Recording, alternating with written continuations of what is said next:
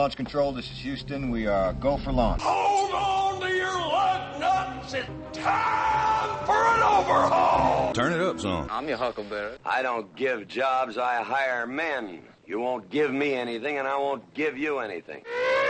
Collision, sir. Whoa, relax. We're not even moving. There's no crying in baseball. Hello, you good-looking people. Let's have some fun. We're News New Mexico statewide. I'm Michael Swickard. Bob Inlick's here. It is Marita noon. She has got EnergyMakesAmericaGreat.org. Marita, your column, The Dirty Politics of Clean, in quotes, Energy. That's the title of your column, but it talks a lot about ethanol. Why don't you... Yeah, it's really all about ethanol. Now, how in the world can we be using Brazilian ethanol? What in the world is happening to us? Isn't that the craziest thing? That we're not producing enough ethanol in this country because we have this stupid law that was passed in 2005 called the Energy Policy Act. And the Energy Policy Act mandates an escalating volume of ethanol to be blended into our gasoline. Now, as part of that, they failed to take into account, our lawmakers, when they passed this law in 2005, they failed to take into account that perhaps what would happen if, A, we didn't use that much gasoline because we're not using the amounts of gasoline that was predicted back when this law was passed, or what would happen if the corn supply fell short. So there was no flexibility written into this law. It just mandates that we must have, escalating amounts of ethanol blended into the gasoline. So we are importing ethanol from Brazil to meet this mandate. Now realize part of the goal, one of the goals of this law from 2005 was to reduce imported fuel, to reduce oil imports. So what are we doing to meet this law? We're importing ethanol. Is that the craziest thing? It is really stupid, Marita, and one of the things that's affected this is the weather. Last year we had the drought, and it affected the corn production, and so because the corn production's down, that has just messed up this entire idea of gradually increasing the amount of corn ethanol used in our gasoline. Yes, and at a hearing this past week, it made very strange bedfellows at this hearing because the chicken growers, the American Petroleum Institute, fast food restaurant representatives, and environmentalists were all on one side together in opposition to this rule. Now you might say, why do the chicken producers care about a rule about ethanol? Well, because the law mandates a certain amount of ethanol production, then they are basically literally taking food out of the mouths of chickens and people, which is why the fast food restaurants care, because really corn is in just about everything that exists. And so the increased price of corn due to the drought is raising the price of everything else. And as the chicken feed goes up in price, so does the price of chicken and virtually everything else. They're all connected. It's not just the price of chickens that's gone up. When the price of chickens goes up and the price of corn goes up, then the price of all food grain elements goes up worldwide, and this does not help hunger. This exacerbates hunger worldwide. Maybe we don't notice it so much in the U.S., but certainly they do overseas. Yeah, and so it is. It's a really messed up situation that we've got going on at the moment, and so it's so obvious how stupid this is that it is a rare case of bipartisan and bi-House support. Both the Congress and the Senate agrees change needs to happen. Both the Democrats and the Republicans agree change needs to happen. In general, more Republicans want to see repeal, and in general, more Democrats want to see modification or temporary waivers.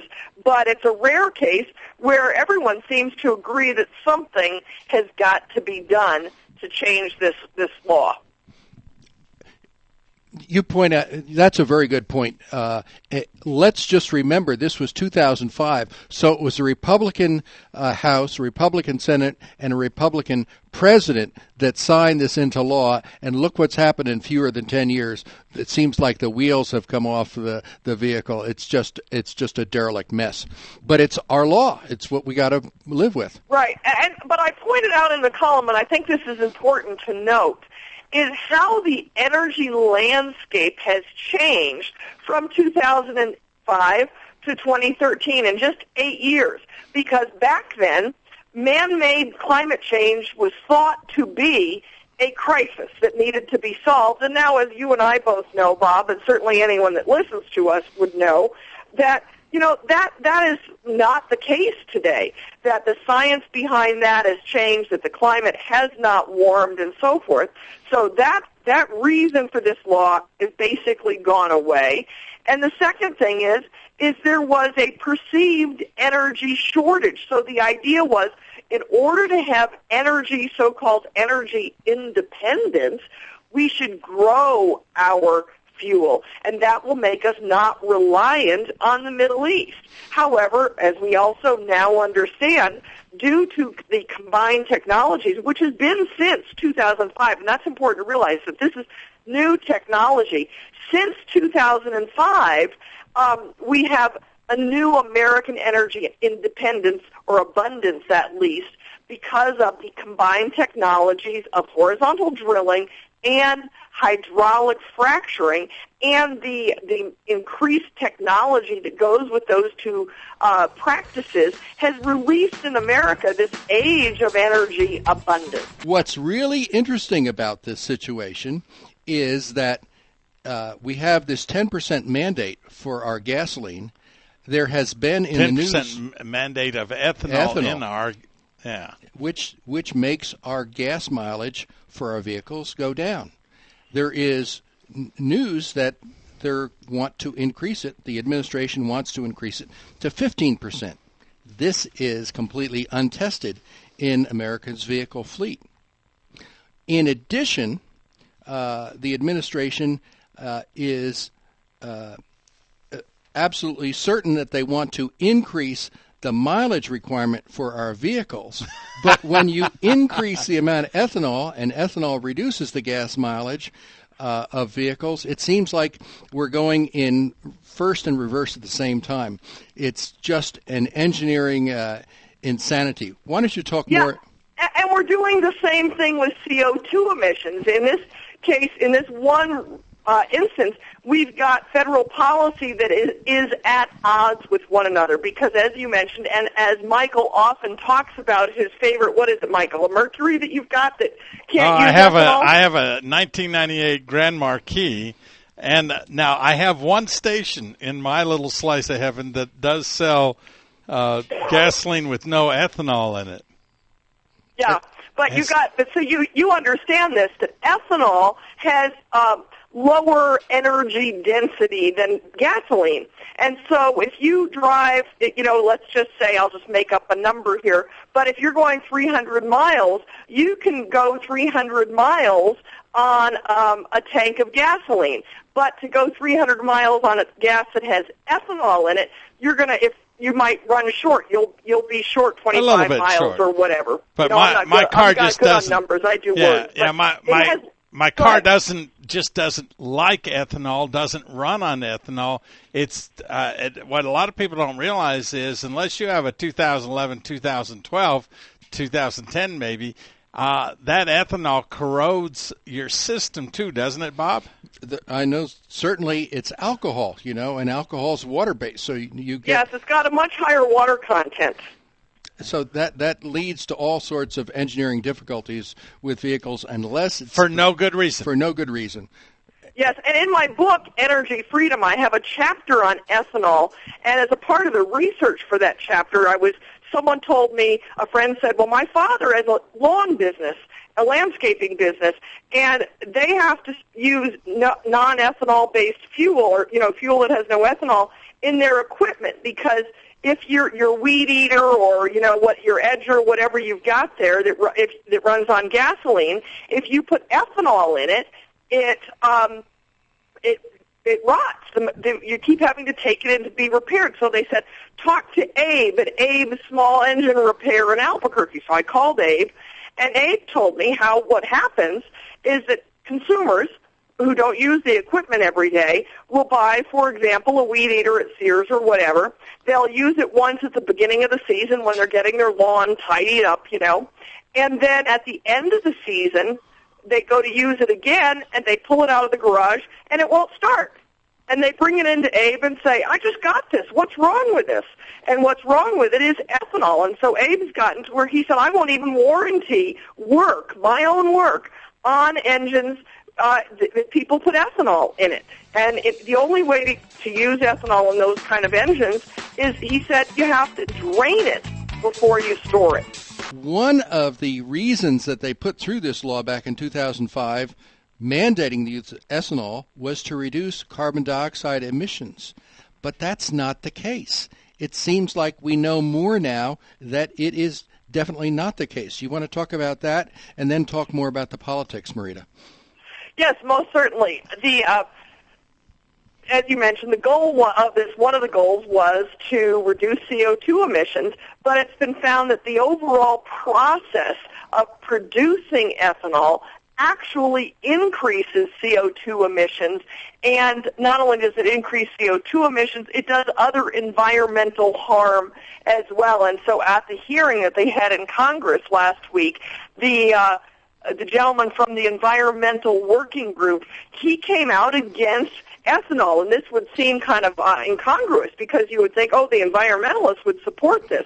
But actually many of them, not all, but many of them are opposed to ethanol in this way as well. So we've got this law that is actually raising the price of gasoline, because realize, the price of oil has actually come down, depending on what day you look at it. But overall, it was up well over $100 a barrel for oil. And imagine how high the price of gasoline might be now if all of the new U.S. production wasn't going into the global market and increasing supply. But while oil's actually come down, ethanol has actually gone up. The price of corn has gone up. And so if we were to remove ethanol, the requirement from gasoline, not only would we increase our MPG, not only would we reduce CO2 emissions, but the price of gasoline would go down as well. So this supposed solution is actually causing a host of problems. Marita Noon, can we talk? Can we talk, Marita? Of course, Michael. Where is the first presidential primary? Anywhere. Where is it? Let's name the state. Yeah, Iowa, corn country. Yes, corn country, Iowa. So it doesn't matter anything we do. The politicians are all, one state has us over the proverbial barrel. Over the barrel. Yes, and I talk about that in the ethanol chapter in my book, Energy Freedom, available on Amazon.com as well. Yes, and that's honestly, there's a whole host of problems. I sent out an email last week, and I know we're running out of time, about PNM and the electricity situation in New Mexico. It's really not just PNM, because it's XL as well, because it's a statewide regulation, that the Public Regulatory Commission here in this state is thinking of removing what is called the diversification rule. Good. And the diversification rule states that the state's renewable portfolio standard, and these are kind of connected stories here, the state's renewable portfolio standard can be met in the least cost way. That's what the PRC is thinking of doing. Oh, really? Well, yeah, they should do that. Currently, the rule is you must have a minimum of 30% wind, a minimum of 20% solar, a minimum of 5% other, which would include biomass or geothermal, and a minimum of 1.5 distributed generation, 1.5% distributed generation. And what that means is that if you have solar panels on your rooftop, PNM must buy that energy from you because they have a mandate to meet a certain percent of distributed generation. Well, they buy that from the consumer at retail. And it raises our costs, and the Public Regulatory Commission wants to change that, but the fuss is it will ruin the solar panel industry in this state, which it will. Just like another tax.